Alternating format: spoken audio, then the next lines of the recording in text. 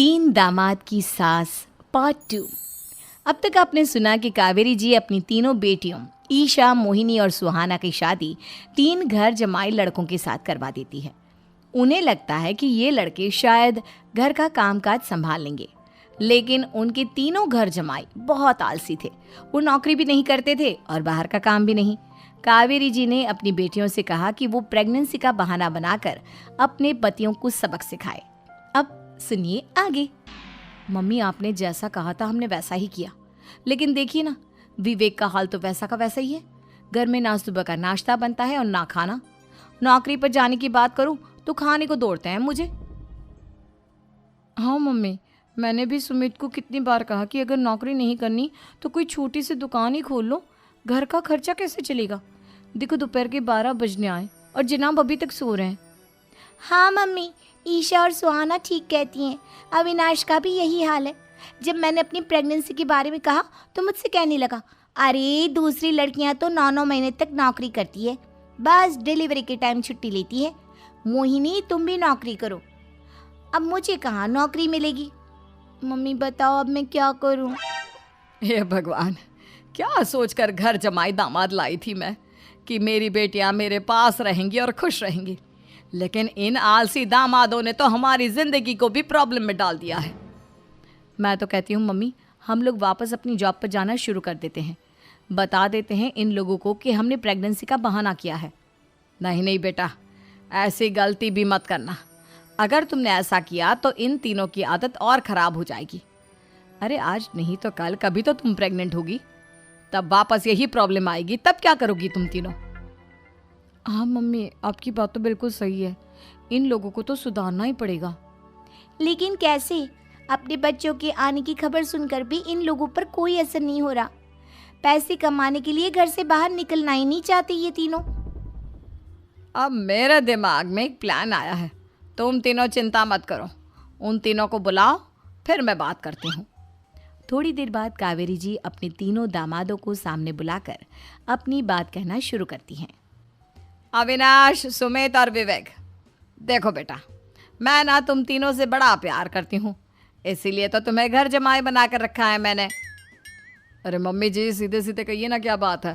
प्यार तो हम भी आपको बहुत करते हैं। अरे मम्मी जी, आपकी इज्जत भी बहुत करते हैं। अरे भाई, आपके जैसी सास और कमाने वाली बीवी सबको मिलती है क्या?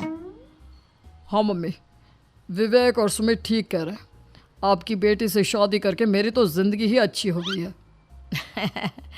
जानती हूँ मैं, और ये भी जानती हूँ कि तुम तीनों अपने अपनी बीवियों से बहुत प्यार करते हो। बेटा, बात ऐसी है कि हमारे कुल गुरु ने कहा है कि प्रेग्नेंट होने के बाद मेरी तीनों बेटियां शुरू के 4 महीने हमारे गांव में जाकर रहेगी, जहां मेरे चाचा जी रहते हैं। अरे लेकिन क्यों मम्मी, गांव में जाकर रहने की क्या ज़रूरत है इन तीनों को? वो क्या है ना बेटा, हमारे परिवार को एक श्राप है। अगर मेरी बेटियों ने यहाँ पर बच्चा पैदा करने की कोशिश की तो उनके बच्चों को कुछ भी हो सकता है। इसलिए अब से लेकर 4 महीने पूरे होने तक इन्हें गांव वाले घर में रहना पड़ेगा। हाँ तो इसमें प्रॉब्लम क्या है मम्मी जी? हम भी वहाँ जाकर रहेंगे, पिकनिक मनाएंगे। अरे भाई, बीवी जहाँ हम भी वहाँ। हाँ यार, आइडिया तो बहुत अच्छा है। शहर की ज़िंदगी में रह रहकर परेशान हो चुके हैं, अब कुछ दिन गांव में बिताएंगे। तुम लोग समझने की कोशिश क्यों नहीं करते? तुम में से कोई भी वहाँ नहीं जा सकता, और मैं यहाँ रहूँगी ना तुम तीनों के साथ। 4 महीने की तो बात है, उसके बाद ये तीनों ही लौट कर आ जाएंगी। ठीक है मम्मी जी, अब हमारे बच्चों का सवाल है तो ये तो करना ही पड़ेगा। कावेरी अपनी तीनों बेटियों को कुछ दिन के लिए घर से बाहर कहीं दूसरे शहर में रहने के लिए भेज देती है।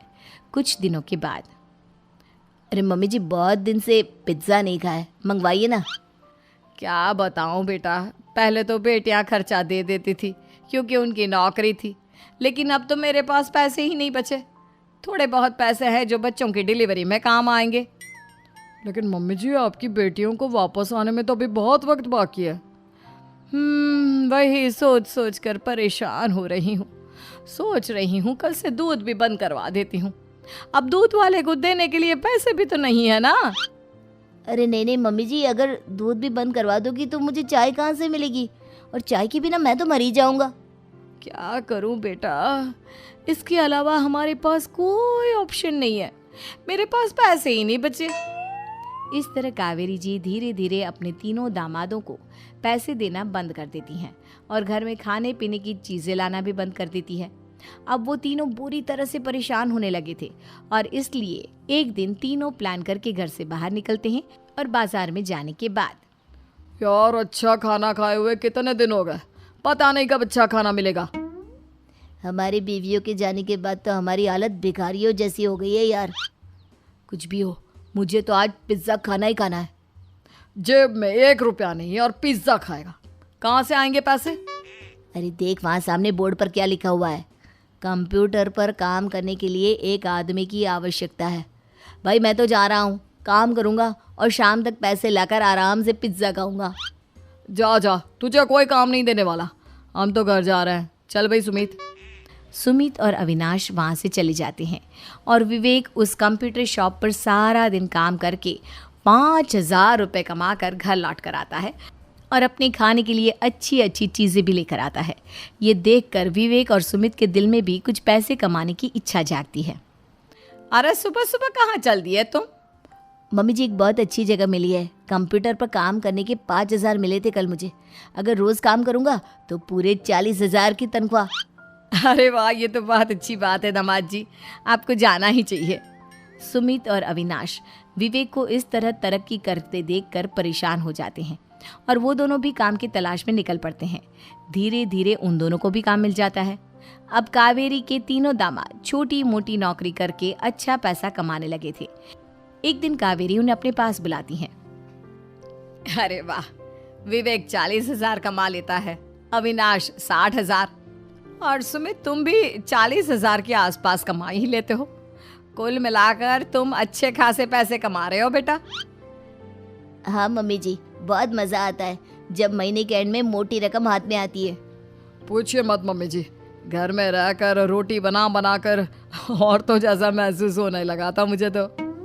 हाँ बेटा, तुम तीनों की बात तो बिल्कुल ठीक है और जानते हो अब तुम तीनों की पत्नियां भी वापस लौट कर आने वाली है।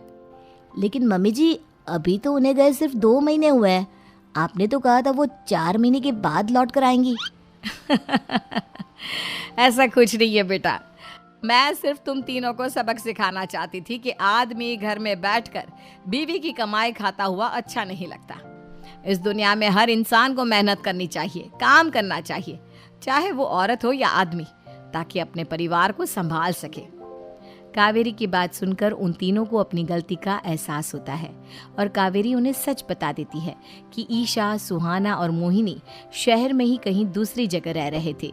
शाम के वक्त उन तीनों की पत्नियां लौट कर आ जाती है और कावेरी जी का परिवार एक खुशहाल परिवार की तरह रहने लगता है।